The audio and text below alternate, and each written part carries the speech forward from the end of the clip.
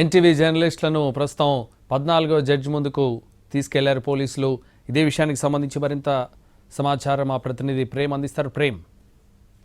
Thank you. ఈ రోజు ఉదయం నుంచి అటు సిసిఎస్ లో గంటల తరబడి విచారణ చేపట్టినటువంటి అధికారులు, ఎన్టీవీకి సంబంధించినటువంటి జర్నలిస్టులు, అటు తెలంగాణ ఇన్పుట్ ఎడిటర్ దొంతు రమేష్, అలాగే సీనియర్ జర్నలిస్ట్ సుధీర్ ని కూడా ఇప్పుడు జడ్జి ముందు హాజరుపరిచేందుకు కూడా కొద్దిసేపటి క్రితమే తీసుకురావడం జరిగింది. అయితే ఇక్కడ మణికొండలో ఉన్నటువంటి 14వ సెషన్ సంబంధించినటువంటి జడ్జి ముందు హాజరుపరిచేందుకు తీసుకొచ్చినటువంటి పోలీసులు కూడా సుమారుగా జడ్జి ఇంటికి 1/2 కిలోమీటర్ దూరంలో పక్క కాపడం కూడా జరిగింది. అటు ఉన్నతాధికారుల కోసం ఎదురు చూస్తున్నట్టుగా కూడా సమాచారం. అటు ఏదైతే సుమారుగా 24 గంటల సమయం కావస్తున్నది. అటు మన ఎన్టీవీకి సంబంధించినటువంటి జర్నలిస్టులను అదుపులోకి తీసుకొని కూడా ఉదయం నుంచి కూడా వారిని విచారణ చేస్తూనే ఉన్నారు. అడిగిన ప్రశ్నలు అడుగుతూ కూడా తిరిగి అవే ప్రశ్నలు కూడా రిపీట్ చేస్తూ కూడా ఇబ్బంది పెట్టినటువంటి పరిస్థితి కనిపిస్తుంది. ఏదేమైనప్పటికీ కూడా మన జర్నలిస్ట్ చెప్పినటువంటి సమాధానాలకు ఎలా ఉన్నా కూడా పొంతలైనటువంటి రిపోర్ట్ కూడా వారే తయారు చేసుకుని అటు జడ్జి ముందు ప్రవేశపెట్టేటువంటి ప్రయత్నాలు కూడా చేస్తారు. ఇందులో భాగంగానే జడ్జి నివాసానికి తీసుకెళ్లే క్రమంలో కూడా సుమారు ఇప్పుడు అర్ధరాత్రి 12 కావచ్చినటువంటి నేపథ్యంలో కూడా